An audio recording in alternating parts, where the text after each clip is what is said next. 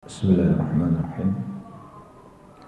Assalamualaikum warahmatullahi wabarakatuh.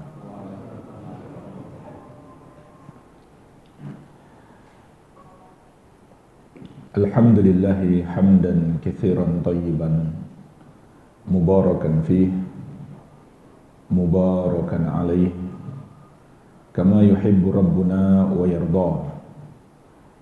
Wa ashhadu an la ilaha illallah wahdahu la syarika lah wa ashhadu anna Muhammadan abduhu wa rasuluh sallallahu alaihi wa ala alihi wa sahabatihi ajma'in wa man tabi'ahum bi ihsanin ila yaumiddin, amma ba'd.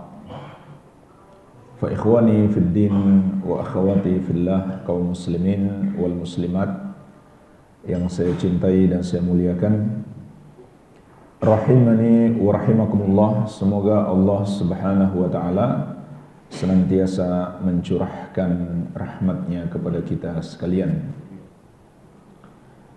Insyaallah taala kita akan memulai pembahasan sebuah buku yang sangat bagus berjudul Fadlul Islam, yang artinya keutamaan atau keistimewaan agama Islam. Penulis Syekhul Islam Al-Mujahidul Mujaddid Al-Imamul Allamah Al-Syekh Muhammad At-Tamimi rahimahullahu ta'ala rahmatan wasi'ah. Buku ini sangat penting sekali untuk menguatkan keimanan kita kepada agama Allah Subhanahu wa ta'ala. Semakin kita pelajari tentang keutamaan Islam dan keistimewaannya, maka insya Allah akan semakin kuat pula keimanan kita kepada agama Allah Subhanahu wa ta'ala. Dan juga dalil-dalil yang disebutkan oleh penulis dalam kitab ini dan penjelasannya bisa membantu kita untuk berdakwah dalam mengajarkan Islam, baik kepada keluarga kita maupun orang lain, baik kepada kaum muslimin maupun kepada non-muslim.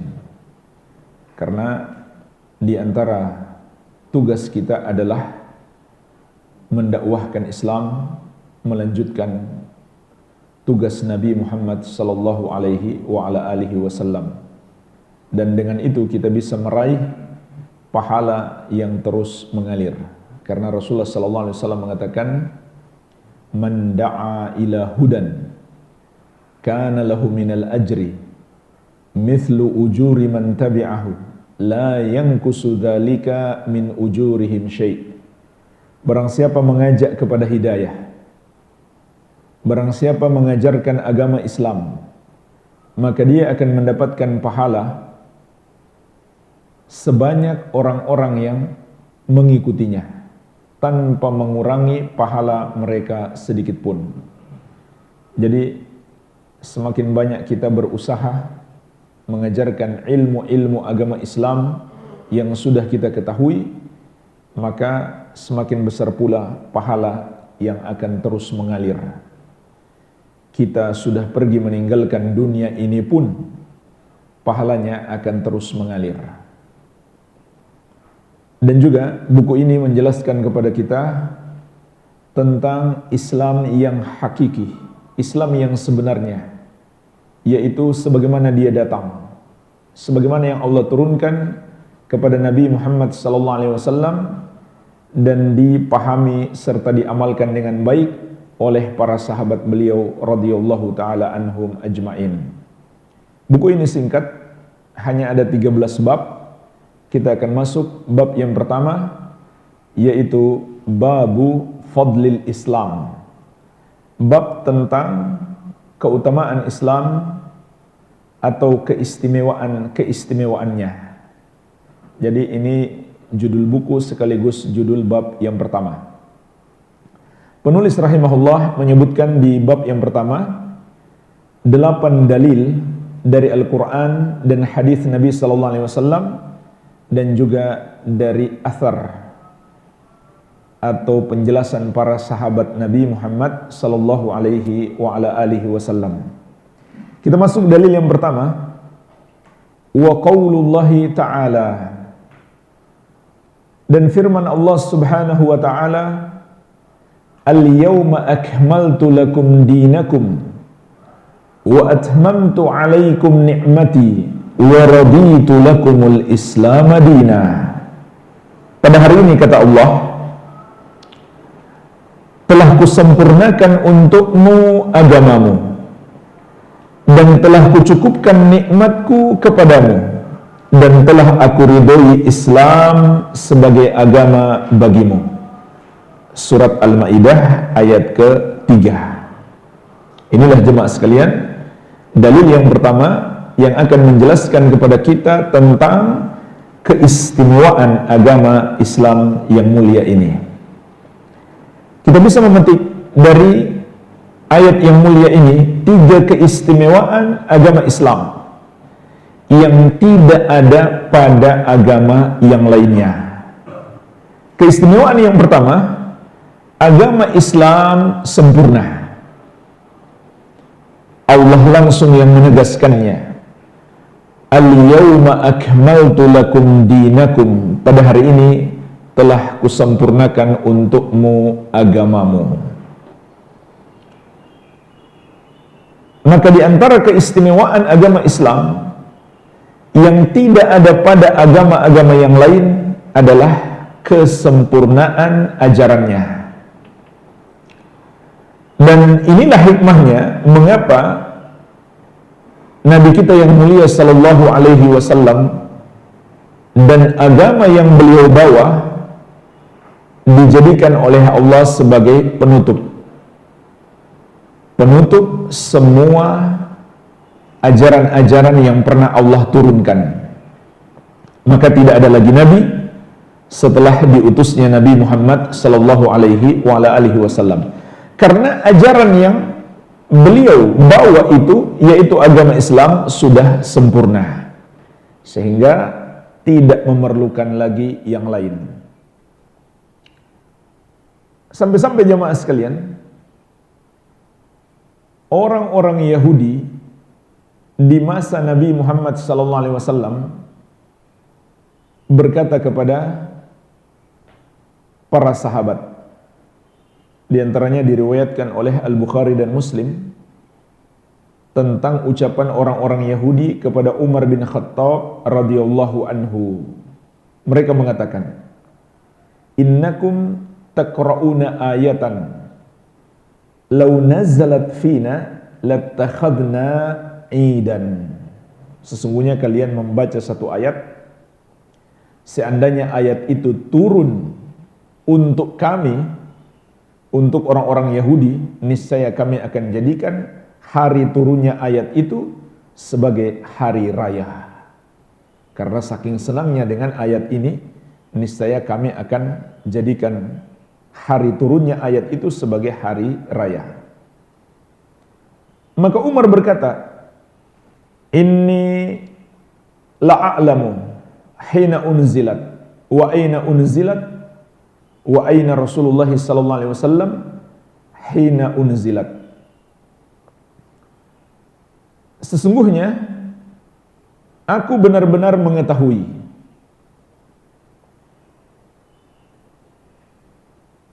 bagaimana ceritanya ayat itu turun, yaitu di mana ayat itu turun dan di mana posisi Rasulullah sallallahu alaihi wasallam ketika ayat itu diturunkan. Yauma Arafah. Ayat itu diturunkan di hari Arafah, salah satu hari terbaik.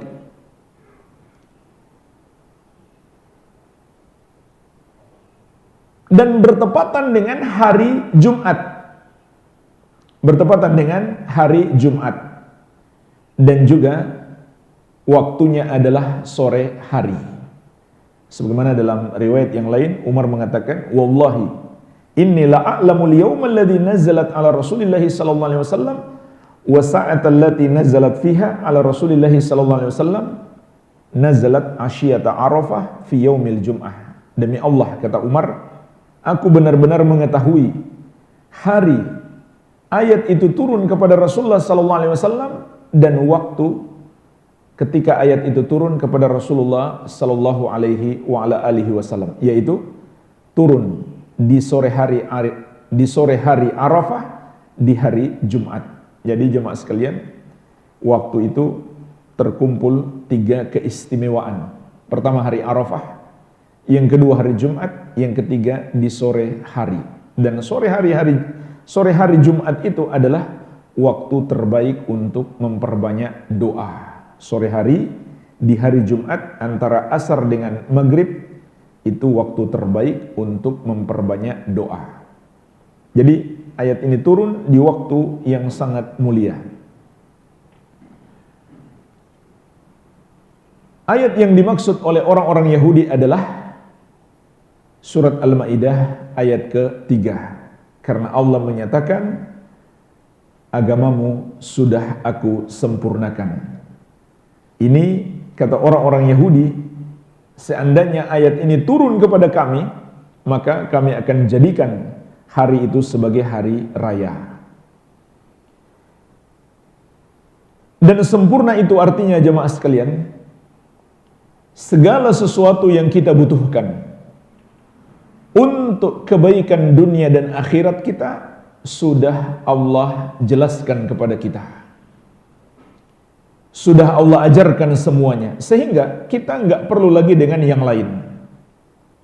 Kita tidak perlu lagi dengan yang lainnya, karena semuanya sudah Allah ajarkan kepada kita. Betapa detailnya yang diajarkan oleh Rasulullah SAW kepada para sahabat, sehingga orang-orang Yahudi pun paham. Jemaah sekalian, orang-orang Yahudi ini sebenarnya mereka punya ilmu. Karena dulu Allah turunkan kepada mereka Taurat. Makanya setiap hari kita berdoa kepada Allah agar ditunjuki jalan yang lurus. Ghairil maghdubi alaihim waladdallin. Bukan jalannya orang-orang yang engkau murkai, bukan pula jalannya orang-orang yang sesat. Rasulullah SAW menegaskan sendiri, al-maghdub alaihimul yahud waddallin an-nasara. Orang-orang yang Allah murkai adalah Yahudi dan orang-orang yang tersesat adalah Nasrani. Ini doa kita setiap hari jemaah sekalian, agar tidak seperti Yahudi, agar tidak seperti Nasrani. Kenapa orang-orang Yahudi itu dimurkai? Karena mereka punya ilmu tapi tidak mau mengamalkannya. Sedangkan umat Nasrani itu tersesat karena beramal tanpa ilmu. Jadi orang-orang Yahudi itu tahu betul tentang kebenaran agama Islam. Seperti yang mereka katakan kepada Umar. Mereka yakin, mereka tahu agama Islam itu sempurna. Sampai-sampai mereka berkata seperti itu kepada Umar. Nah, di hadis yang lain diriwayatkan oleh Imam Muslim dari Salman Al-Farisi radhiyallahu anhu, bahwasanya orang-orang Yahudi berkata kepada beliau, qad 'allamakum nabiyyukum kulla syai'in hatta al-khira'ati. Nabi kalian telah mengajarkan segala sesuatu sampai cara buang hajat. Ini kata orang-orang Yahudi di masa sahabat. Mereka tahu betul tentang kesempurnaan Islam dan kedetailan ajaran Nabi Muhammad sallallahu alaihi wasallam. Sampai cara buang hajat pun beliau ajarkan. Dan ini menunjukkan kepada kita jemaah sekalian, kalau saja cara buang hajat beliau ajarkan, bagaimana lagi dengan urusan-urusan yang lebih besar daripada itu. Urusan negara, urusan masyarakat, dan terutama urusan antara hamba dengan Allah Azza wa Jalla.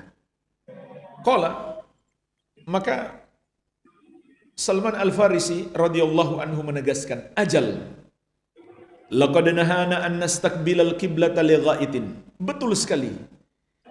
Sungguh Nabi Muhammad sallallahu alaihi wasallam telah melarang kami buang hajat menghadap kiblat. Li ghaitin aw baulin, apakah buang air besar atau buang air kecil. Au an nastanjiya bil yamin, beliau juga melarang kita beristinja dengan tangan kanan. Au an nastanjiya bi aqal min thalathati ahjarin, dan beliau juga melarang kita beristinja dengan kurang dari 3 buah batu. Au an nastanjiya bi raji'in au bi admin, beliau juga melarang kita beristinja dengan kotoran hewan atau dengan tulangnya. Dan di buku-buku fikih jamaah sekalian ada bab khusus, bab qada'il hajah, bab tentang adab buang hajat. Itu begitu banyak adab-adabnya, hadis-hadisnya sangat banyak dicontohkan oleh Rasulullah sallallahu alaihi wasallam. Ini menunjukkan betapa lengkapnya ajaran Islam. Sampai-sampai sahabat yang mulia Abu Dzar Al-Ghifari radhiyallahu anhu mengatakan, tarakana Rasulullah sallallahu alaihi wasallam wa ma ta'irun yuqallibu janahaihi fil hawa illa wa huwa yadhkuru lana minhu ilman. Nabi Muhammad sallallahu alaihi wasallam meninggalkan kami dalam keadaan tidaklah ada seekor burung kecil yang mengepakkan sayapnya di udara kecuali beliau telah mengajarkan ilmunya tentang itu. Maksudnya ini sebuah ungkapan saking detailnya ajaran Rasulullah sallallahu alaihi wasallam. Kemudian beliau bersabda, "Ma baqiya syai'un yuqarribu minal jannah wa yuba'idu minan nar illa wa qad buyyina lakum." Tidak ada satupun yang bisa mendekatkan kalian ke surga dan menjauhkan kalian dari api neraka kecuali semuanya sudah dijelaskan kepada kalian. Lengkap sudah yang kita butuhkan untuk kebahagiaan di dunia dan di akhirat, sehingga jamaah sekalian kita tidak membutuhkan selain Islam. Ini nikmat yang sangat besar yang Allah berikan kepada kita. Oleh karena itu di sini juga terkandung pelajaran yang sangat penting. Apabila kita yakin, apabila kita beriman seperti yang Allah kabarkan dalam Al-Quran bahwa agama ini sudah sempurna, tidak sepatutnya kita menambah-nambah di dalam agama. Jangan pula kita mengurang-nguranginya. Jadi ini dua kesalahan terhadap agama Islam yang bertentangan dengan ayat yang mulia ini. Pertama, orang yang menambah-nambah di dalam agama. Karena kalau dia yakin sudah sempurna, kenapa dia tambah-tambahi? Yang kedua, sebaliknya, orang yang mengurangi agama atau menganggap ada bagian dari kehidupan kita yang tidak boleh diatur oleh agama. Dan ulama Islam seluruhnya sepakat, paham sekularisme itu adalah kekufuran, pembatal keislaman. Kalau ada seorang muslim mengikuti paham sekularisme, meyakini bahwa agama tidak mengatur urusan negara atau bahkan urusan dunia secara umum, maka Islamnya batal. Dia bukan lagi seorang muslim berdasarkan kesepakatan ulama, tidak ada perbedaan pendapat. Di antara sebabnya, karena berarti dia mendustakan ayat ini. Bahkan ulama sepakat, mendustakan satu huruf Al-Quran adalah pembatal keislaman. Bagaimana lagi kalau dia dustakan satu ayat? Bahkan banyak ayat dan banyak hadis yang menjelaskan kepada kita tentang kesempurnaan Islam. Dan orang-orang yang berkata seperti itu karena ketidaktahuan mereka. Atau sebenarnya sudah tahu, tapi sengaja mau menyesatkan manusia. Kemungkinan mereka tidak tahu tentang kesempurnaan Islam. Seandainya mereka belajar, maka mereka akan tahu betapa lengkapnya Islam mengatur kehidupan kita. Semuanya. Kalau kita buka buku-buku fikih, itu semua urusan dibahas. Mulai dari urusan negara, hubungan antar negara, hukum, undang-undang, ekonomi, politik, perang, damai, perjanjian-perjanjian, peradilan, sampai urusan-urusan pribadi, keluarga. Bahkan bagaimana seorang suami dengan istrinya di atas ranjang. dijelaskan secara detail oleh Islam. Sampai cara buang hajat, bagaimana adab-adab kita di WC. Masalahnya, kitanya yang tidak mau belajar. Ini sungguh sangat disayangkan. Di negeri-negeri Islam, banyak dibuka fakultas hukum, tapi mereka pelajari bukan hukum-hukum Islam, namun hukum-hukum yang keluar dari kepala-kepala orang kafir. Dan itu yang dibangga-banggakan. Padahal dalam Islam sudah lengkap semuanya dan pasti yang terbaik. Karena dia datang dari Allah. Dan Allah Maha mampu menyempurnakan ajarannya dan memberikan kepada kita yang terbaik.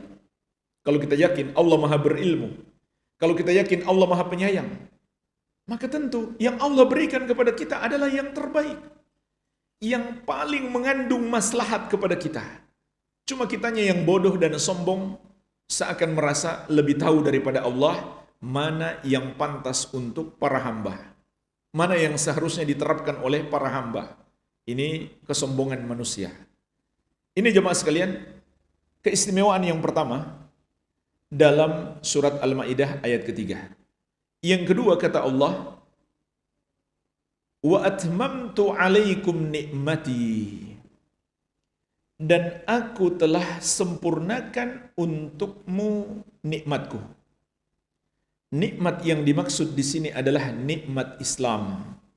Maka Allah Azza wa Jalla mengingatkan kita, Islam adalah nikmat Allah yang diberikan kepada kita. Dan faktanya jemaah sekalian, tidak semua Allah berikan nikmat ini. Manusia hari ini ada kurang lebih 7 miliar. Yang diberikan hidayah Islam oleh Allah hanya kurang lebih 1 miliar saja. Dan bahkan kalau kita bandingkan dengan keadaan ketika Nabi Muhammad SAW berdakwah, beliau adalah guru yang terbaik. Tetapi awal beliau berdakwah, mayoritas keluarga dan tetangga beliau yang dulu sangat mengenal beliau sebagai orang yang paling jujur, malah mendustakan beliau. Sampai Abu Thalib pun yang membela Nabi Muhammad SAW tidak mendapatkan hidayah. Orang-orang Yahudi, kenapa mereka berkumpul di kota Madinah? Karena mereka sudah baca dalam Taurat, nanti Nabi akhir zaman, Nabi yang terbaik itu akan berhijrah ke kota Madinah. Begitu beliau sampai di kota Madinah, mereka yang terdepan mengingkari beliau. Mereka bilang, bukan dia yang kami tunggu. Padahal kata Allah, ya'rifunahu kama ya'rifuna abna'ahum. Mereka betul-betul mengenal Nabi Muhammad SAW seperti mengenal anak-anak mereka sendiri. Jadi nggak mungkin salah. Tapi mereka tidak mendapatkan hidayah. Sebaliknya orang Ansar, orang Arab Madinah, yang dulu diancam-ancam oleh Yahudi, tunggu kalian. Kalau sampai datang Nabi akhir zaman, kami akan memerangi kalian bersamanya dan kalian pasti kalah. Karena Nabi ini akan selalu ditolong oleh Allah. Itu Yahudi tahu. Tapi ternyata yang mereka ancam-ancam ini yang duluan masuk Islam. Mereka yang justru menolak Islam. Sementara kita jemaah sekalian, kita hidup sudah jauh dari zaman Nabi SAW. Jauh dari negeri tempat tinggal beliau. Kita juga tidak punya jasa-jasa besar terhadap Islam seperti Abu Thalib. Tapi Allah yang Maha Penyayang memberikan hidayah kepada kita. Bukankah ini nikmat yang sangat besar? Dan Allah Azza wa Jalla menegaskan, innaka la tahdi man ahbabta, walakinna Allah yahdi man yasha wa huwa a'lamu bil muhtadin. Sesungguhnya engkau wahai Muhammad tidak dapat memberikan hidayah kepada siapa yang engkau cintai. Ayat ini terkait kematian Abu Thalib. Nabi SAW sangat sedih. Beliau ingin Abu Thalib mendapatkan hidayah, tapi Allah tidak menghendaki. Maka Allah tegaskan, sesungguhnya engkau wahai Muhammad tidak dapat memberikan hidayah kepada siapa yang engkau cintai. Akan tetapi Allah memberikan hidayah kepada siapa yang Dia kehendaki, dan dia lebih tahu siapa yang pantas mendapatkan hidayah. Begitu pula jemaah sekalian, kalau kita bandingkan keadaan orang-orang yang tidak mendapatkan hidayah Islam, apa kata Allah tentang mereka? Innal ladzina kafaru min ahlil kitabi wal musyrikina fi nari jahannam khalidina fiha ulaika hum syarrul bariyah. Sesungguhnya orang-orang yang kafir dari kalangan ahlul kitab, Yahudi dan Nasrani, dan al-musyrikin, orang-orang yang menyembah kepada selain Allah, menduakan Allah, menuhankan selain Allah, tempat mereka di neraka jahanam, mereka kekal di dalamnya, mereka itulah seburuk-buruk makhluk. Allah berikan hidayah kepada kita, agar kita menjadi penghuni surga, agar kita tidak menjadi seburuk-buruk makhluk. Bukankah ini nikmat yang sangat besar? Tapi sangat disayangkan jemaah sekalian, sebagian orang tidak bersyukur, tidak berkaca pada sejarah. Dulu negeri kita tidak mengenal agama. Ada yang menyembah batu-batuan, pepohonan, patung-patung, bahkan setan disembah. Maka datanglah hidayah Islam. Dengan itu Allah menyelamatkan kita. Tapi kok ada orang yang mengaku muslim masih mau menghidupkan jahiliyah, masih mau menghidupkan kebodohan dan kesyirikan serta kekufuran pada nenek moyang mereka dahulu. Dan ini terjadi pada umat-umat terdahulu.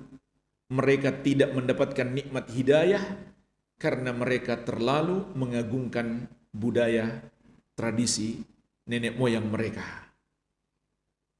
Kata Allah, wa idza qila lahum ittabi'u ma anzalallah qalu bal nattabi'u ma alfaina alaihi aba'ana. Apabila dikatakan kepada mereka, ikuti ajaran yang Allah turunkan, maka mereka menjawab, kami hanya mau mengikuti apa yang diwariskan oleh nenek moyang kami. Maka Allah membantah mereka, awalau kana aba'uhum la ya'kiluna syai'aw wa la yahtadun. Apakah mereka mau mengikuti nenek moyang mereka? Padahal nenek moyang mereka tidak memahami apapun ajaran agama dan tidak mendapatkan hidayah. Nenek moyang mereka nggak belajar agama, bahkan mungkin belum masuk Islam. Tapi budaya-budaya yang buruk itu masih terus dipertahankan, bahkan dihidupkan kembali. Seringkali demi kepentingan dunia, dijadikan sebagai wisata budaya supaya mendapatkan pemasukan harta di balik itu. Subhanallah. Allah sudah berikan kepada kita hidayah sehingga kita selamat dari kebodohan dan dari kesyirikan serta kekufuran. Kenapa kita mau menghidupkan kembali lagi hal-hal yang sudah kita tinggalkan sejak dahulu? Jadi jemaah sekalian, hendaklah kita menyadari Islam adalah nikmat Allah yang sangat agung bagi kita. Tidak ada nikmat yang lebih besar yang Allah berikan kepada kita daripada nikmat Islam. Coba bayangkan saja jemaah sekalian, satu amalan dalam Islam itu sudah bisa lebih baik daripada dunia dan isinya. Kata Rasulullah SAW, raq'ata al-fajri khairun minad dunya wa ma fiha. 2 rakaat solat sunnah sebelum subuh lebih baik daripada dunia dan isinya. Jadi nikmat Islam yang Allah berikan kepada kita lebih baik daripada dunia dan seluruh isinya. Jangankan seluruh ajaran Islam, satu amalan Islam saja. Bukan solat wajib, hanya solat sunnah. 2 rakaat sebelum subuh, itu sudah lebih baik daripada dunia dan isinya. Kenapa itu lebih baik daripada dunia dan isinya? Karena itu kelak akan berubah menjadi nikmat abadi, yaitu surga Allah Subhanahu wa taala yang penuh dengan kenikmatan. Kemudian keistimewaan agama Islam yang ketiga yang Allah tegaskan dalam surat Al-Maidah ayat ketiga, wa raditu lakumul islama dina, dan aku telah ridhoi Islam sebagai agama bagimu. Inilah jemaah sekalian, di antara keistimewaan agama Islam yang tidak Allah berikan kepada semua agama yang lain, yaitu Islam telah diridhoi oleh Allah Subhanahu wa taala. dan hanya Islam yang Allah ridhoi. Oleh karena itu, kita tidak mungkin menggapai keridhaan Allah kecuali dengan Islam. Sebagaimana juga di surat Ali Imran ayat ke-19, Allah Azza wa Jalla menegaskan, Innad dina indallahil Islam. Sesungguhnya agama yang Allah ridhoi hanyalah Islam. Kemudian di ayat yang ke-85 Allah Azza wa Jalla menegaskan, "Wa may yabtaghi ghairal islami dinan fala yuqbala min wa huwa fil akhirati minal khasirin." Barang siapa yang mencari atau menjadikan selain Islam sebagai agama baginya, tidak akan diterima daripadanya. Dan dia di akhirat kelak termasuk orang-orang yang merugi. Karena Allah tidak meridhoinya. Allah murka kepadanya. Sehingga Allah tidak menerima amalan-amalan yang dia lakukan dalam agama selain Islam. Dan dia di akhirat kelak termasuk orang-orang yang merugi. Kenapa dia disebut merugi, jamaah sekalian? Karena dia datang menghadap Allah membawa amalan. Banyak amalan dia lakukan dalam agama-agama selain Islam. Berbagai macam bentuk kebaikan dalam agama tersebut. Kebaikan menurut mereka tentunya. Namun, ketika di akhirat, dia tidak mendapatkan apa-apa. Itu yang disebut merugi, bangkrut. Dia punya banyak modal, tapi nggak ada hasilnya. Itulah jamaah sekalian, nasibnya orang-orang yang beramal pada selain agama Islam. Amalan-amalan mereka tidak diterima. Sebab terhalangi oleh dosa kekafiran yang mereka lakukan. Sebagaimana Allah tegaskan juga, وَمَا مَنَعَهُمْ أَن تُقْبَلَ مِنْهُمْ نَفَقَاتُهُمْ إِلَّا أَنَّهُمْ كَفَرُوا بِاللَّهِ وَبِرَسُولِهِ. Dan tidak ada yang menghalangi diterimanya sedekah-sedekah mereka, kecuali karena mereka kafir kepada Allah dan Rasulnya. Jadi walaupun dulu di dunia mereka rajin beribadah, maka ibadah mereka tidak diterima. Karena akidah mereka bertentangan dengan akidah Islam. Amalan mereka dibangun di atas dasar keimanan yang salah. Maka hanya Islam agama yang Allah ridhoi. Jemaah sekalian, penulis menyebutkan 3 ayat pertama yang berbicara tentang 3 kelompok. Ayat yang pertama yang sudah kita bahas barusan, Al-Maidah ayat ke-3. Berbicara tentang orang-orang yang beriman. Kemudian ayat yang kedua, surat Al-Hadid ayat ke-28.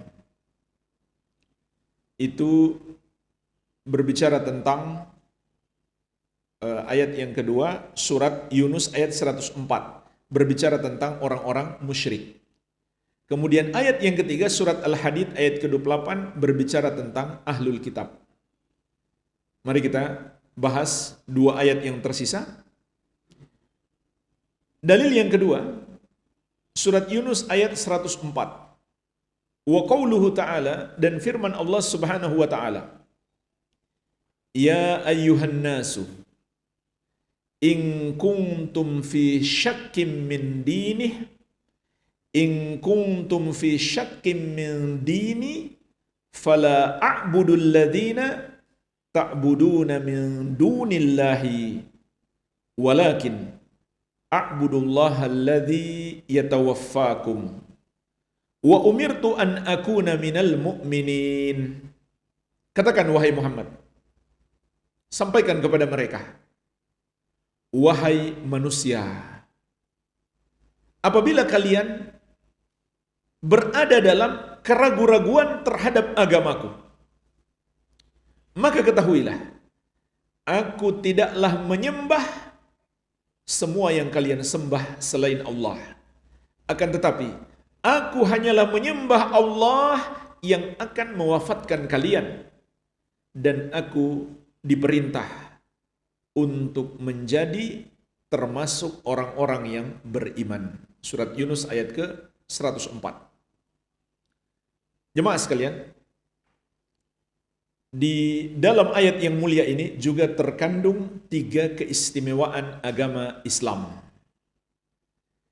Keistimewaan yang pertama, agama Islam itu agama yang jelas. Akidahnya, ajaran-ajarannya mudah dipahami. Kalau kita benar-benar belajar dari sumbernya yang benar, dari Al-Quran dan Hadis sesuai pemahaman ahli sunnati wal jamaah, maka kita akan selamat dari semua bentuk keraguan, semua kesamaran. Kita akan berada di atas keyakinan yang benar dan keyakinan yang kuat. Sebagaimana perintah Allah kepada Nabi SAW untuk menyampaikan kepada manusia di dalam ayat ini. Qul ya ayyuhan nas in kuntum fi syakkim min dini. Katakan wahai manusia, apabila kalian ragu terhadap agamaku, maka aku sebaliknya sangat yakin. Karena Nabi SAW membangun akidah dan keimanan beliau berdasarkan petunjuk dari Allah Subhanahu wa taala.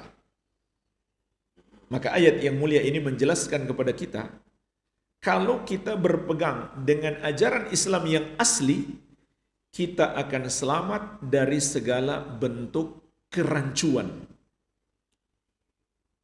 kesamaran dalam akidah, keragu-raguan, kegoncangan dalam keimanan.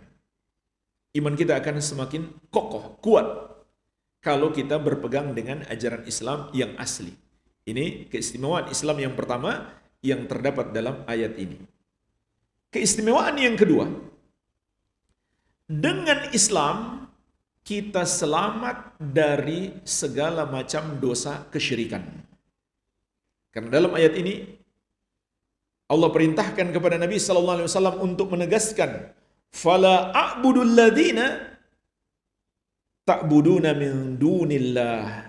Maka ketahuilah, aku tidak menyembah kepada siapapun atau apapun yang kalian sembah selain Allah. Dan ini adalah dosa terbesar. Menuhankan selain Allah, menyembah kepada selain Allah. Dan hanya dalam Islam kita selamat dari dosa itu. Lihatlah, semua agama apapun mengajarkan dosa terbesar. Walaupun mungkin orang bisa mengatakan, agama lain juga mengajarkan kasih sayang. Tapi tidak ada agama yang mengajarkan kita untuk menjauhi dosa terbesar, yaitu menduakan Allah. Dosa syirik, menuhankan selain Allah. Dan itu kebodohan terbesar. Karena menyembah sesuatu yang sama sekali nggak bisa apa-apa. Apalagi sudah jelas-jelas di depannya adalah patung atau makhluk yang tidak berdaya. Ini sebuah kebodohan. Oleh karena itu Allah tegaskan, "Waman adallu mimman yad'u min dunillahi." Dan siapakah yang lebih sesat daripada orang yang menyembah kepada selain Allah? Itu kesesatan terbesar, dosa terbesar yang tidak terampunkan apabila pelakunya tidak bertobat sampai mati, dan dosa yang mengekalkannya di neraka. Jemaah sekalian, seburuk-buruk seorang muslim, asal dia betul-betul masih muslim, Islamnya belum batal karena dia tidak menyembah kepada selain Allah atau melakukan dosa kekafiran, sebanyak apapun dosanya, pertama masih mungkin diampuni walaupun dia nggak tobat sampai mati. Yang kedua, andai Allah tidak ampuni, Allah mengazabnya, dia tidak kekal di neraka. Sebagaimana Allah tegaskan di surat An-Nisa ayat 48. Innallaha la yaghfiru ayyushraka bihi wa yaghfiru ma duna dzalika liman yasha. Sesungguhnya Allah tidak akan mengampuni dosa syirik, dosa menyembah kepada selain Allah, menuhankan selain Allah, dan akan mengampuni dosa apapun selain itu yang lebih ringan daripada syirik, yang tidak sampai tingkat kesyirikan maupun kekafiran. Sebanyak dan sebesar apapun dosa itu, liman yasha, bagi siapa yang Allah kehendaki. Jadi dengan Islam kita selamat dari dosa terbesar dan kebodohan terbesar. Kemudian keistimewaan Islam yang ketiga yang terkandung dalam ayat ini adalah dengan Islam kita menyembah kepada Allah Subhanahu wa taala, melakukan kewajiban hamba yang terbesar di muka bumi ini, dan mengamalkan tujuan kita diciptakan. Sebagaimana Allah tegaskan, "Wa ma khalaqtul jinna wal insa illa liya'budun." Dan tidaklah aku menciptakan jin dan manusia kecuali agar mereka beribadah kepadaku. Ini tujuan hidup kita. Tidak mungkin kita bisa merealisasikan tujuan hidup ini kecuali kita mengikuti agama Islam. Karena maksud beribadah kepada Allah di dalam ayat yang mulia ini adalah mentauhidkan Allah. Sebagaimana kata sahabat yang mulia Ibnu Abbas radhiyallahu taala anhuma, kullu ma warada fil Qur'ani minal ibadah famaknaha tauhid. Semua kata ibadah yang terdapat dalam Al-Qur'an artinya adalah tauhid. Bukan sekedar menyembah Allah. Jemaah sekalian, umat Nasrani juga menyembah Allah. Yang mereka sebut Tuhan Bapa. Tapi yang Allah inginkan bukan sekedar menyembah Allah, namun memurnikan ibadah itu hanya untuk Allah semata-mata. Itulah yang dimaksud dengan ibadah.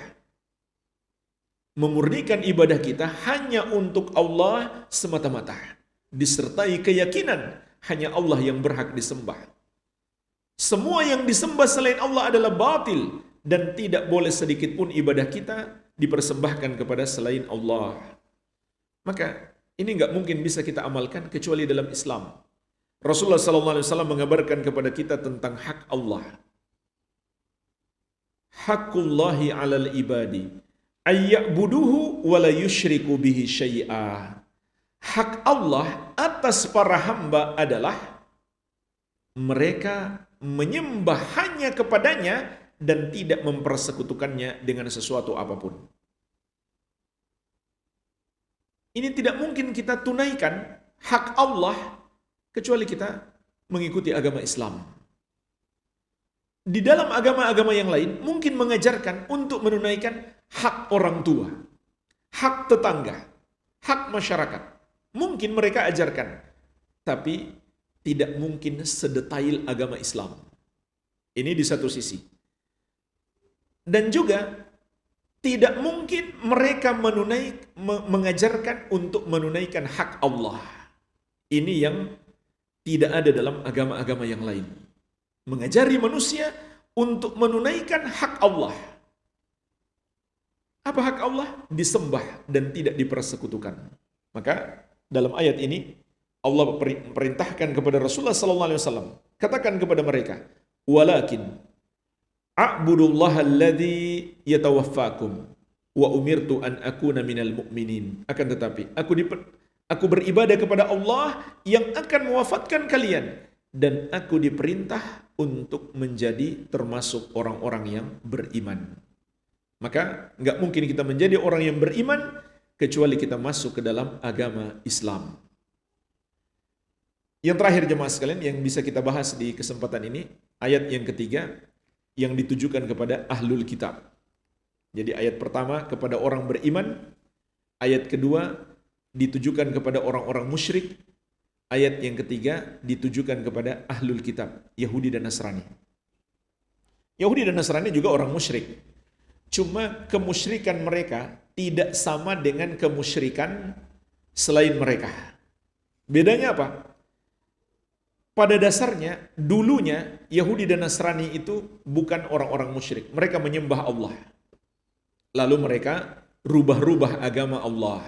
Sehingga dalam agama mereka masih ada tersisa ajaran Allah yang asli. Walaupun banyak sudah mereka rubah-rubah, sudah mereka tambahi, sudah mereka kurang-kurangi. Nah, beda dengan selain mereka, orang-orang musyrik yang lain. Itu memang mereka dari awal sudah musyrik dan sangat jauh dari agama Allah Subhanahu wa taala. Mereka lebih jauh daripada orang-orang Yahudi dan Nasrani. Tapi Allah berbicara khusus tentang Yahudi dan Nasrani terkait dengan keistimewaan agama Islam. Dalam surat Al-Hadid ayat ke-28. Allah Azza wa Jalla berfirman, Ya ayyuhalladzina amanu taqullaha wa aminu bi rasulih yu'tikum kiflaini min rahmatihi wa yaj'al lakum nuran tamshuna bihi wa yaghfir lakum wallahu ghafurur rahim. Wahai orang-orang yang beriman, bertakwalah kepada Allah dan berimanlah kepada Rasul-Nya. Maka Allah akan menganugerahkan kepada kalian dua bagian dari rahmat Allah. Dan Allah akan menganugerahkan kepada kalian cahaya yang dengannya kalian berjalan sehingga kalian tidak tersesat. Dan Allah akan mengampuni kalian dan Allah Maha Pengampun lagi Maha Penyayang. Surat Al-Hadid ayat ke-28.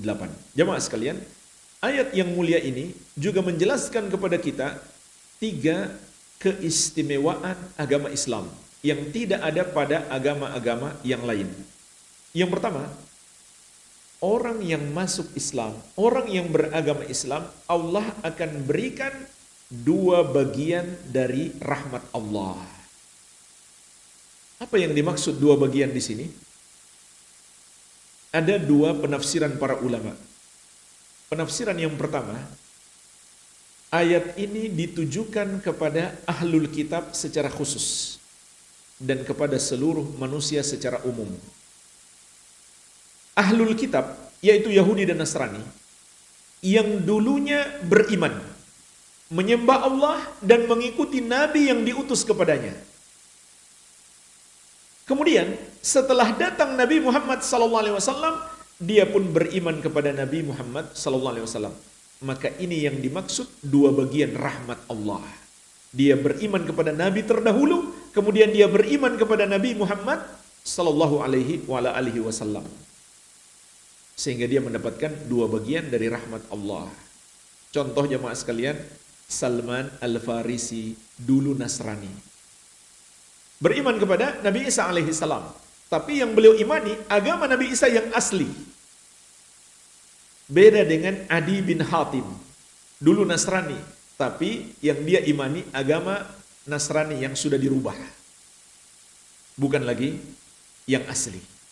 Tapi Salman Al-Farisi, beliau dulu Nasrani yang beriman kepada Allah dan beriman kepada Nabi Isa alaihissalam sebagai Nabi, bukan sebagai sesembahan. Adi bin Hatim juga Nasrani, tapi Nasrani yang kafir. Namun setelah datang Islam, beliau masuk Islam. Jadi beliau tidak termasuk dalam ayat ini. Yang masuk dalam ayat ini, yang dulu dia beriman kepada Nabi yang diutus kepadanya. Karena dulu jemaah sekalian, sebelum Nabi Muhammad SAW, di setiap kaum punya nabi tersendiri. Hanya Nabi Muhammad SAW yang diutus untuk seluruh umat manusia. Contoh lain, sahabat yang mulia Abdullah bin Salam. Abdullah bin Salam ini seorang Yahudi, tapi Yahudi yang beriman. Kemudian ketika datang Nabi Muhammad SAW, beliau pun masuk Islam. Maka mereka mendapatkan dua bagian rahmat Allah.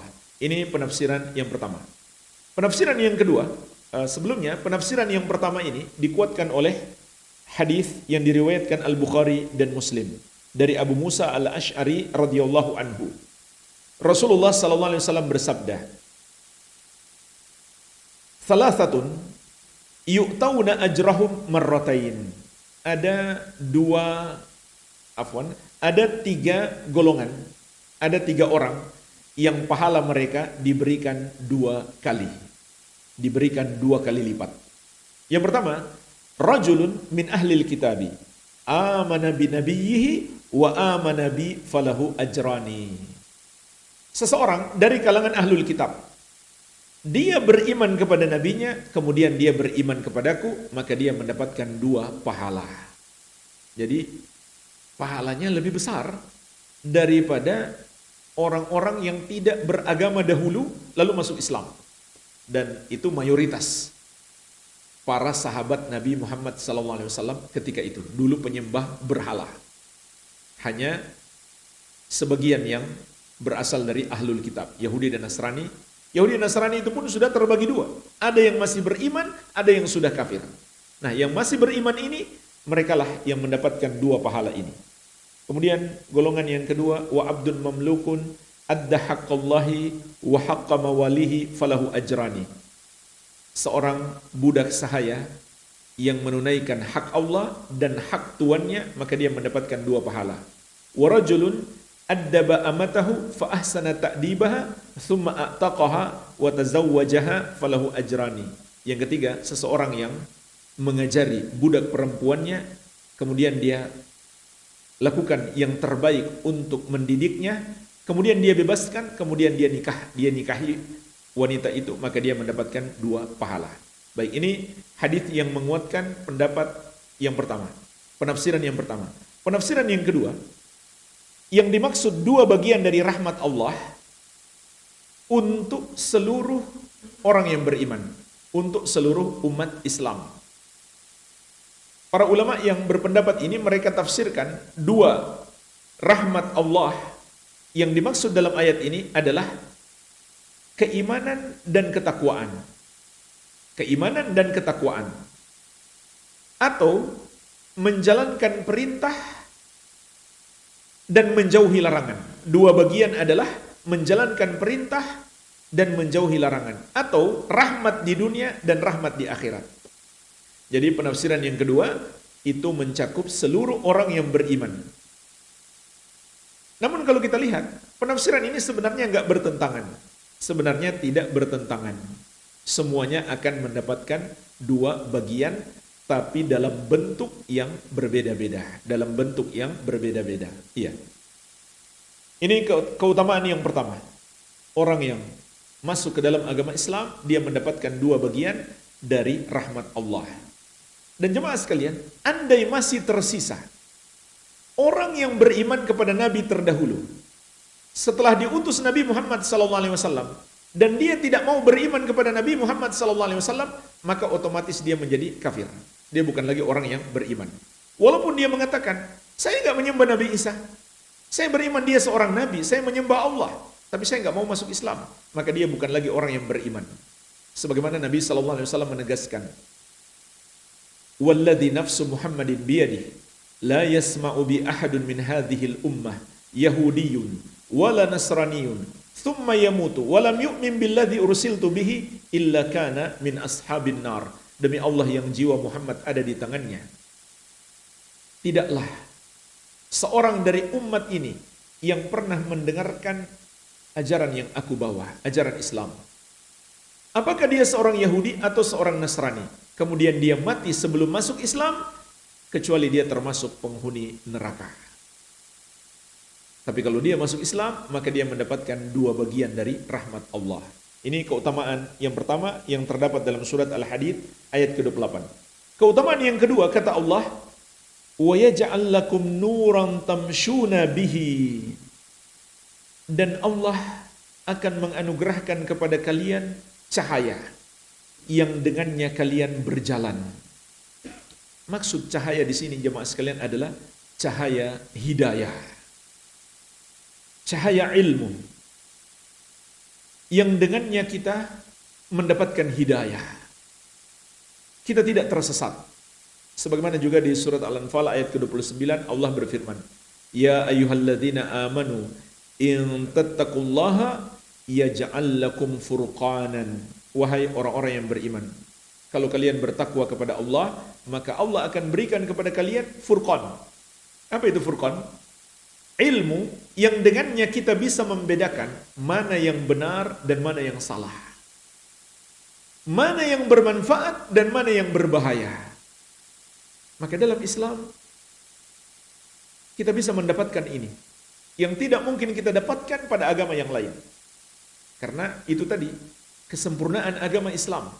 Dengan agama Islam kita mengetahui mana yang benar dan mana yang salah, mana yang bermanfaat bagi kita dan mana yang berbahaya. Dan ayat ini juga menunjukkan kepada kita sebesar apa hidayah yang Allah berikan kepada kita adalah bergantung kepada sekuat apa kita berpegang teguh dengan ajaran Islam. Karena hidayah itu kan mesti diusahakan. Sebagaimana kita pingin rezeki, kita bekerja, kita berusaha. Kita mau punya anak soleh, kita bekerja, kita berusaha. Kita berusaha mendidik dia menjadi anak soleh. Begitu pula hidayah jemaah sekalian. Mesti diusahakan. Bagaimana cara mengusahakannya? Berpegang teguh dengan ajaran Islam. Tidak ada cara yang lain. Kalau kita ingin mendapatkan petunjuk dari Allah, caranya adalah pelajari ajaran Islam dan amalkan.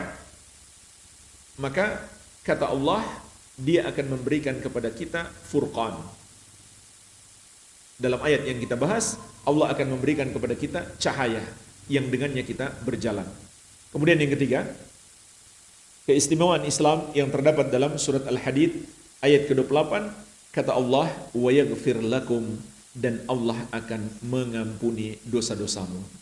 Maka jemaah sekalian, ketahuilah sebab utama kita mendapatkan ampunan Allah karena kita muslim. Sebab muslim itu pasti mentauhidkan Allah. Karena dosa syirik itu membatalkan Islam. Makanya nggak mungkin ada muslim tapi berbuat dosa syirik. Karena dosa syirik itu membatalkan Islam. Semua muslim adalah orang yang mentauhidkan Allah. Oleh karena itu pertama orang masuk Islam, yang dia harus ucapkan, yang dia harus imani adalah kalimat tauhid. La ilaha illallah. Maka ketahuilah jemaah sekalian, tauhid itu adalah sebab terbesar hamba mendapatkan ampunan. Menjauhi dosa syirik adalah sebab utama, syarat utama kita diampuni.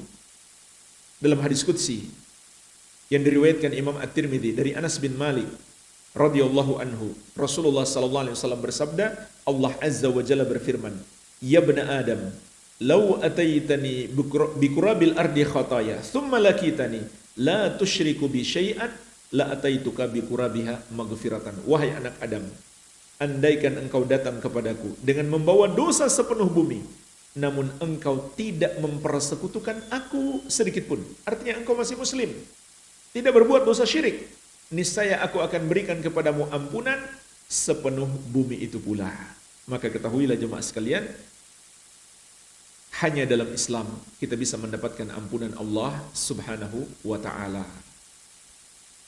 Walaupun kita nggak punya dosa apapun, dan kita punya semua kebaikan, dosa kita hanya satu, kita menduakan Allah. Artinya kita bukan muslim, maka dosa kita tidak terampunkan apabila kita mati menghadap Allah tanpa bertobat darinya atau sebelum masuk Islam. Tapi dengan Islam, inilah sebab utama kita mendapatkan ampunan Allah subhanahu wa ta'ala. Walhamdulillah, ini yang bisa kita bahas. 3 ayat masing-masing mengandung 3 keistimewaan agama Islam, sehingga semuanya menjadi 9. Semoga bermanfaat. Mungkin sebelum kita tutup ada tanya jawab, saya persilahkan. Di Zoom belum ada pertanyaan Ustadz. Barangkali dari jamaah di sini ada pertanyaan. Persilahkan.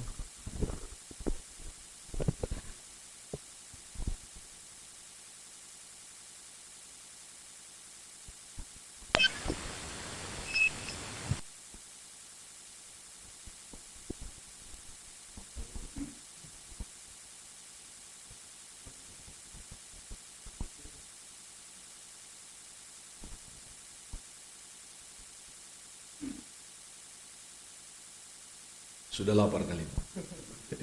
Jadi nggak ada pertanyaan. Atau sudah pintar? Silakan, Bu.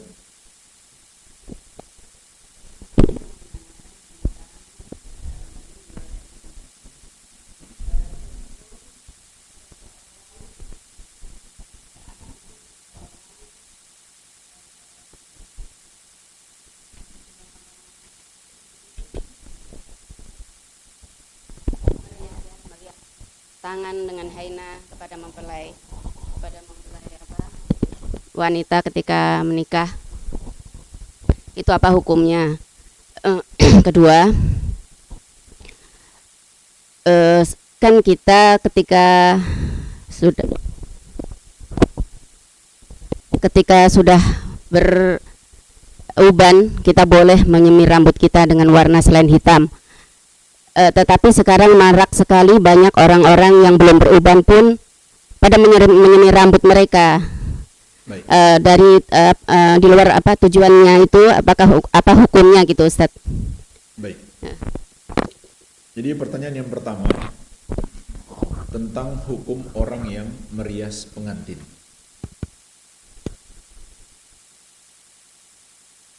Jemaah sekalian, pertama, wanita berhias itu dianjurkan untuk suaminya. Dianjurkan untuk suaminya. Jadi, kalau dia berhias demi pertemuan pertama dengan suaminya supaya terlihat lebih cantik, tentu sangat dianjurkan. Yang masalahnya, kalau bukan hanya suaminya yang lihat, semua tamu undangan lihat. Itu dia masalahnya. Padahal Allah Azza wa Jalla berfirman, "Wala yubdina zinatahunna illa libu'ulatihinna au abaihinna au abai bu'ulatihinna" ila akhiril ayat. Janganlah para wanita menampakkan perhiasannya kecuali kepada suami-suami mereka atau ayah-ayah mereka sendiri, mahramnya, atau ayah suami mereka, mertuanya juga mahram. Kemudian disebutkan sejumlah mahram dan kepada sesama wanita. Jadi kata Allah, para wanita tidak boleh menampakkan perhiasannya, keindahannya kepada laki-laki selain suaminya dan selain mahramnya.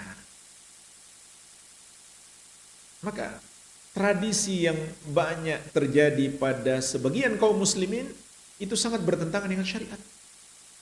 Pengantin wanita dipajang di depan umum dalam keadaan sudah dirias, tampil sangat cantik. Seharusnya itu hanya konsumsi suaminya dan boleh terlihat oleh mahramnya saja, bukan semua tamu yang datang. Makanya seharusnya dipisah tamu laki-laki dan tamu perempuan. Itu perintah Allah. Wa idza sa'altumuhunna mata'an fas'aluhunna min wara'i hijabin dzalikum athharu liqulubikum wa qulubihinna. Kalau kalian, yaitu para sahabat Nabi Muhammad sallallahu alaihi wasallam, meminta sesuatu dari istri-istri Nabi, mintalah dari balik hijab, karena itu lebih suci bagi hatimu dan hati mereka. Subhanallah. Luar biasa ayat ini jemaah sekalian. Diperintahkan pertama sekali kepada sahabat Nabi dan istri-istri beliau sallallahu alaihi wasallam. Padahal mereka adalah orang-orang yang paling kuat imannya. Wanita-wanita suci. Tapi tetap Allah suruh mereka berhijab. Saling berhijab di antara mereka. Ada hijab yang membatasi di antara mereka. Mintalah dari balik hijab, kata Allah. Kenapa? Itu lebih suci bagi hatimu dan hati mereka. Untuk menjaga hati mereka. Padahal hati mereka hati yang paling bersih, yang paling beriman dan bertakwa. Bagaimana lagi dengan kita? Kita lebih butuh kepada hal tersebut. Jadi harusnya dipisah. Makanya kita lihat kan masjid-masjid dipisah. Tempat laki-laki dan perempuan. Seharusnya ini berlaku untuk semua hidup kita. Akhlak di masjid kita bawa keluar. Jangan kita tinggal di masjid saja. Jadi, wanita berhias itu agar tampil cantik di hadapan suaminya. Supaya suaminya tambah mencintainya, tambah senang. Dan supaya suaminya tidak tergoda dengan wanita-wanita yang lebih cantik di luar sana. Karena mereka berhias. Jadi jangan dibalik. Ibu-ibu di rumah cuma pakai pakaian seadanya, pakaian masak. Saat keluar rumah, berdandan habis-habisan. Kadang seperti toko emas berjalan. Ini terbalik. Seharusnya di rumah, berhias, berdandan, tampil habis-habisan di hadapan suami. Kalau keluar, tutupi itu semuanya. Dan itulah fungsinya jilbab. Jilbab itu fungsinya untuk menutupi semua perhiasan dan semua keindahan, kecantikan seorang wanita. Makanya Allah mengatakan, وَقَرْنَ فِي بُيُوتِكُنَّ وَلَا تَبَرَّجْنَ تَبَرُّجَ الْجَاهِلِيَّةِ الْأُولَى. Tinggallah kalian, wahai para wanita, di rumah-rumah kalian. Dan jangan kalian bertabarruj. Maksudnya, andai kalian keluar, jangan tabarruj. Seperti wanita jahiliyah dahulu. Apa yang dimaksud dengan tabarruj? Tabarruj itu artinya menampakkan perhiasan dan kecantikan di hadapan laki-laki yang bukan suaminya dan bukan mahramnya. Kalau dia menampakkan aurat, itu lebih parah. Dia sekedar memperlihatkan perhiasannya dan kecantikannya, itu sudah dilarang oleh Allah. Itulah arti tabarruj, sebagaimana dijelaskan oleh Imam At-Tabari dalam tafsir beliau. Kalau dia buka auratnya, tentu itu lebih parah lagi. Jadi, kalau kita membantu pengantin merias dirinya, pada dasarnya boleh, kecuali kita sudah tahu dia mau tampil di depan banyak orang, maka berarti kita menolong dia dalam dosa. Kalau kita sudah tahu bahwa pengantin pria dan wanita atau tamu undangan pria dan wanita dipisah sehingga laki-laki yang tidak halal melihatnya tidak dapat melihatnya, lalu kita membantunya merias, maka tidak masalah. Tidak masalah. Barangkali seperti itu, wallahu alam. Kemudian yang kedua terkait dengan mewarnai rambut. Jadi pertanyaannya, belum beruban tapi sudah mau mewarnai rambut. Atau maksud mewarnai rambut ada motif-motif lain. Maka pertama jemaah sekalian, memang ulama beda pendapat tentang mewarnai rambut. Apakah khusus orang yang sudah beruban atau berlaku umum? Kalau kita kembali kepada hadis-hadis Nabi SAW, maka pendapat yang lebih kuat itu khusus bagi yang sudah beruban. Karena diantaranya ada satu hadis ketika datang ayah daripada Abu Bakar As-Siddiq radhiyallahu anhu, yaitu Abu Kuhafah. Ayahnya datang menghadap Nabi SAW, rambutnya sudah memutih semuanya. Maka Nabi SAW mengatakan, ghayyiru hadha wajtanibus sawad. Rubahlah ini, namun jauhi warna hitam. Jadi, kalau kita perhatikan hadis-hadis Nabi SAW, yang beliau anjurkan untuk dirubah warna rambut bagi yang sudah beruban. Sedangkan yang belum beruban, tidak dianjurkan untuk merubahnya. Karena warna hitam itu kan asal daripada umumnya manusia, sehingga itu hal yang baik. Kenapa dirubah? Ini yang pertama. Yang kedua, kita mendapatkan pahala kalau kita merubah uban kita, warna uban kita, dengan niat tentunya mengikuti petunjuk Nabi Muhammad sallallahu alaihi wasallam. Karena Nabi sallallahu alaihi wasallam bersabda, innamal a'malu binniyat. Amalan-amalan kita tergantung niat. Sehingga kalau ada orang yang merubah warna rambutnya dengan niat mengikuti artis tertentu, dia bukan dapat pahala, malah dapat dosa. Apalagi artis yang kafir atau pemain olahraga kafir. Kebetulan orang bule rambutnya pirang, dia pun ingin menjadi seperti idolanya. Rambutnya dipirangkan. Maka dia malah mendapatkan dosa. Karena dia telah melakukan tasyabbuh, penyerupaan kepada orang kafir. Termasuk juga jemaah sekalian, berjenggot. Berjenggot itu kan sunnah. Tapi kalau ada orang yang berjenggot, tujuannya mengikuti artis idolanya, kebetulan lagi tren di kalangan para rocker misalkan, itu berjenggot. Lalu dia pun berjenggot, bukan mengikuti Nabi Muhammad SAW. Maka dia bukan mendapatkan pahala, tapi mendapatkan dosa. Dosa apa? Dosa tasyabbuh, menyerupai orang-orang fasik. Apalagi orang-orang kafir. Man tasyabbaha biqaumin fahuwa minhum. Kata Nabi SAW, barang siapa menyerupai suatu kaum, dia bagian dari mereka. Innamal a'malu binniyat. Amalan tergantung niat. Dia niat menyerupai Nabi Muhammad SAW, dia dapat pahala. Dia niat menyerupai orang-orang fasik dan orang-orang kafir, maka dia mendapatkan dosa. Jadi niat juga harus diperhatikan dengan baik. Dengan niat kita mendapatkan pahala yang besar. Bahkan jemaah sekalian, ada orang melakukan satu amalan, dia bisa mendapatkan pahala yang berlipat-lipat karena niat. Contohnya, satu sholat, ada orang sholat, dia baru selesai berwudu. Kemudian dia niatkan sholat sunnah wudu.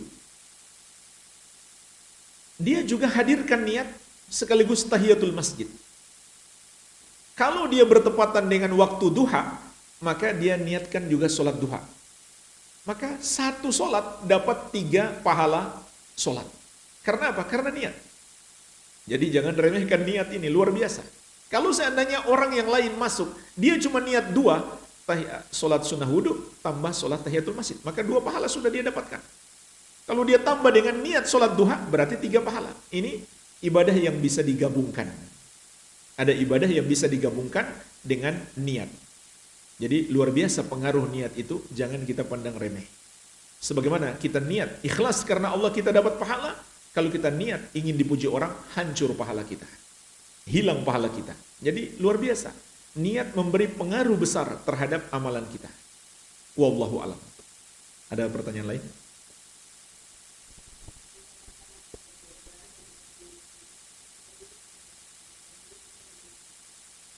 Sebaiknya dihindari. Cari cara berhias yang lain untuk suami. Sebaiknya dihindari karena yang dianjurkan Nabi SAW hanya bagi yang sudah beruban. Wallahu a'lam. Baik Ustadz, ini ada pertanyaan di Zoom. Assalamualaikum warahmatullahi wabarakatuh. Waalaikumsalam. Ustadz Afwan, saya belum jelas ketika Ustadz mengatakan ahlul kitab yang beriman mendapat 2 pahala dan berbeda dengan orang kafir yang beriman. Semoga saya tidak salah paham. Jadi orang Yahudi atau Nasrani masuk Islam akan mendapat pahala 2 kali, beda dengan kafir lainnya ketika mereka beriman. Apakah ini maksud dari ayat ini? Terima kasih Ustaz. Betul. Tapi dengan syarat Yahudi dan Nasrani yang beriman. Karena Yahudi dan Nasrani terbagi 2. Ada yang beriman, ada yang kafir. Sebelum datangnya Islam. Sebelum datangnya Islam, Yahudi dan Nasrani terbagi 2. Yang beriman dan yang kafir. Contoh umat Nasrani yang beriman, Waraqah bin Naufal. Iya kan? Waraqah bin Naufal.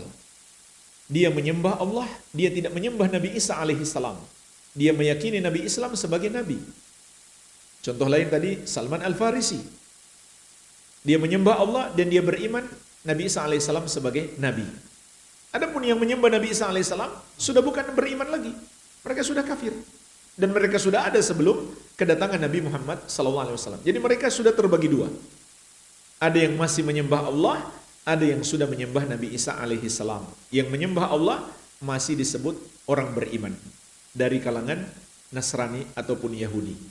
Tapi yang sudah menyembah kepada selain Allah, seperti orang Yahudi, ada yang menyembah Uzair. Sama dengan Nasrani, mereka juga mengatakan Uzair anak Allah. Maka mereka bukan Yahudi yang beriman. Jadi orang-orang Yahudi dan Nasrani yang dulunya beriman, kemudian mereka masuk Islam, merekalah yang dimaksud dalam ayat ini mendapatkan 2 pahala. Tapi yang sudah kafir, maka tidak termasuk. Ya, wallahu a'lam.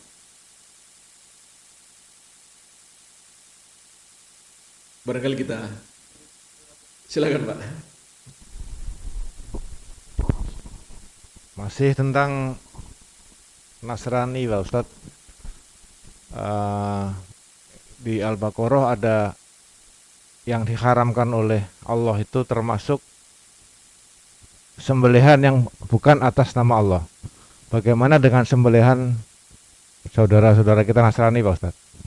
Apakah kita bisa memakannya? Makasih Pak Ustadz. Ya. Baik. Ini pertanyaan yang sangat bagus. Maka begitulah dalam Islam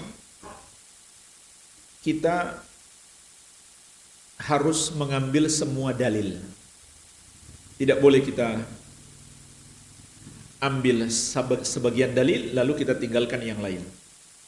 Nah, terkait dengan sembelihan ahlul kitab, Allah Azza wa Jalla mengatakan, wa ta'amul ladzina utul kitaba min qablikum.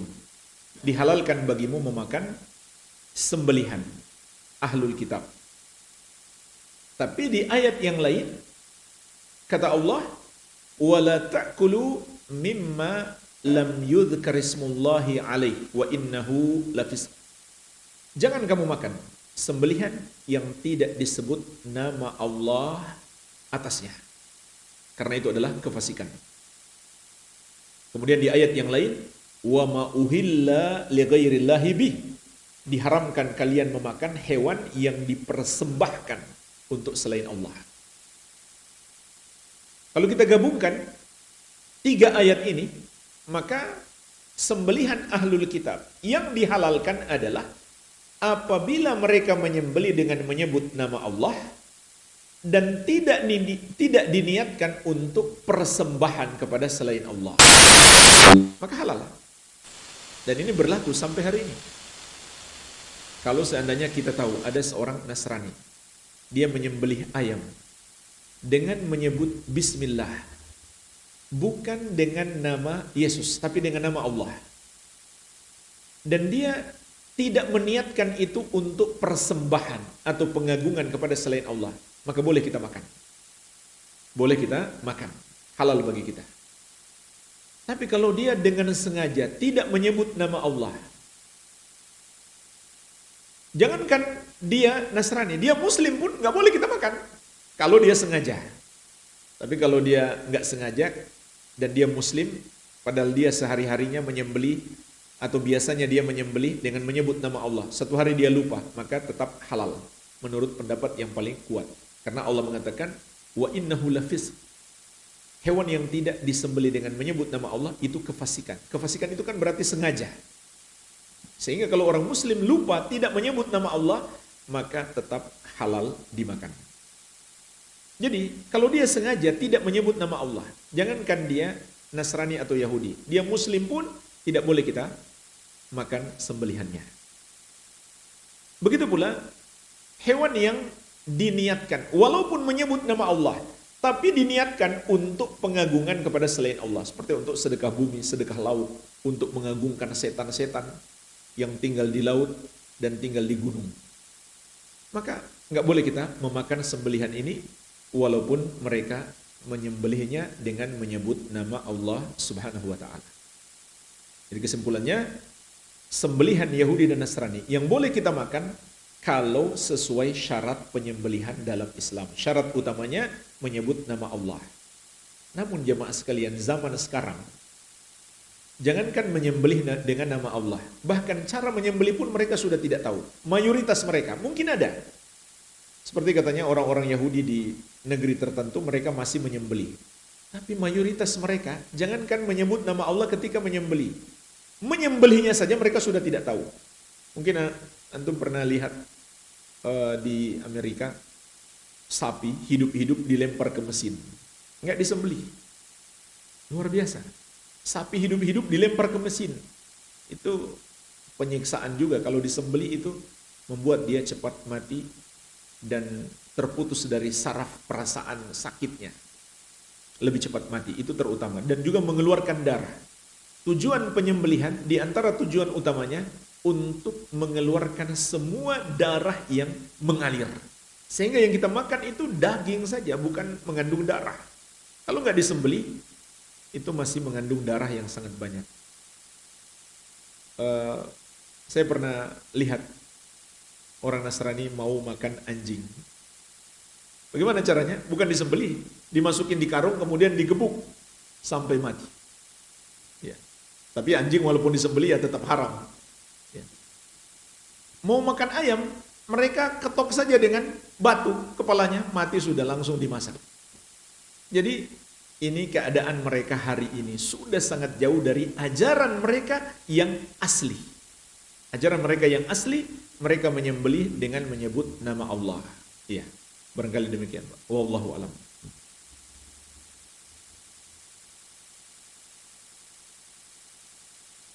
Cukup mungkin ya, Pak. Afwan Ustadz, ada satu lagi di Satu Zoom. lagi ya, baik. Afwan Ustadz, menyambung pertanyaan tadi, apakah termasuk menikahi wanita-wanita ahli kitab? Apakah berlaku dengan wanita ahlul kitab sekarang? Iya, berlaku. Tapi ingat syaratnya yang Allah katakan, minal muhsanat, dari kalangan wanita ahli kitab yang menjaga kesucian diri. Maksudnya tidak berzina. Dan itu sangat sulit dicari di zaman sekarang. Karena bagi mereka hubungan di luar nikah hal-hal biasa saja. Terutama di negeri-negeri mereka. Di Amerika, di Eropa. Bahkan ada kawan yang tinggal di sana cerita. Anak SMP dan SMA, kalau belum berhubungan dengan pacarnya, itu dibully. Diolok-olok. Ya, cupu ya. Bukan sekedar diolok-olok karena belum punya pacar, karena belum berhubungan dengan pacarnya. Seperti layaknya suami istri.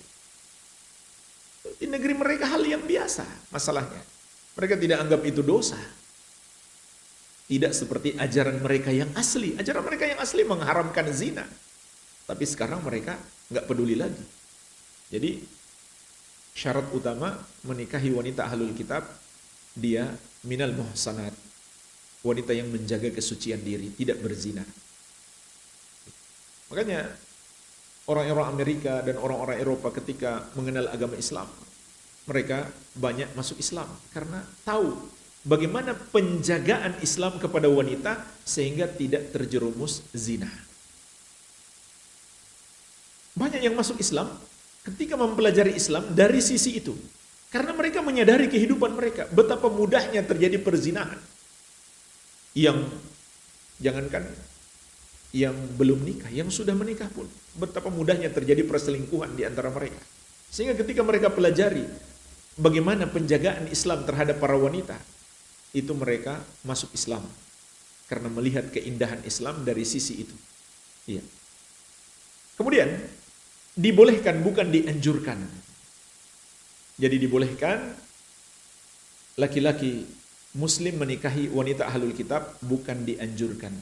Bahkan tidak pula dianjurkan untuk menikahi semua wanita muslimah, tapi wanita muslimah yang beriman dan bertakwa. Kata Nabi SAW, fadfar bidatid din taribat yadak.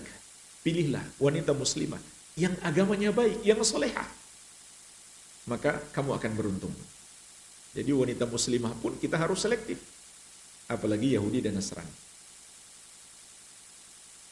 Dan yang dibolehkan itu hanya satu bentuk, yaitu laki-lakinya Muslim dan wanitanya Yahudi dan Nasrani. Kalau dibalik, nggak boleh, nggak sah pernikahannya. Kalau dibalik, laki-lakinya yang kafir, wanitanya Muslimah, tidak sah pernikahannya. Atau wanitanya selain Yahudi dan Nasrani juga tidak sah. Seperti Hindu, Buddha, komunis, dan lain-lain. Laki-lakinya Muslim, maka tidak sah pernikahannya. Jadi cuma satu bentuk itu yang dibolehkan. Karena itu tadi, kekufuran Yahudi dan Nasrani lebih mending daripada kekufuran selain mereka. Karena aslinya mereka menyembah Allah. Dan masih ada tersisa sebagian ajaran-ajaran yang Allah turunkan kepada mereka. Walaupun mungkin kebanyakannya sudah mereka rubah-rubah. Sudah mereka tambah-tambahi dan kurang-kurangi. Dan hikmahnya, kenapa diizinkan laki-laki Muslim menikahi wanita ahlul kitab? Karena harapannya dia bisa membawa istrinya masuk Islam. Artinya, kalau begitu dia harus kuat iman dan ilmu. Jangan malah terbalik, dia yang jadi murtad. Jadi harus kuat iman dan ilmu agar dia bisa membimbing istrinya kemudian masuk Islam. Kemudian syarat utama yang lainnya adalah dia harus pastikan kalau punya anak, semua anaknya Muslim dan Muslimah. Nggak boleh dia biarkan anaknya disesatkan oleh ibunya. Nggak boleh kita bagi-bagi anak, yang lain ikut ayah, yang lain ikut ibu. Nggak boleh.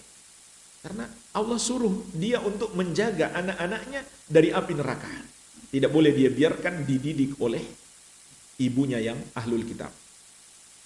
Barangkali demikian. Wallahu alam. Semoga bermanfaat. Lebih dan kurangnya saya mohon maaf. Wabillahi taufik. Subhanakallahumma wa bihamdik. Asyhadu an la ilaha illa anta. Astaghfiruka wa atubu ilaik. Wa sallallahu ala nabiyyina Muhammadin wa alihi wa sallam. Wa akhiru da'wana anil hamdulillahi rabbil alamin. Wassalamualaikum warahmatullahi wabarakatuh.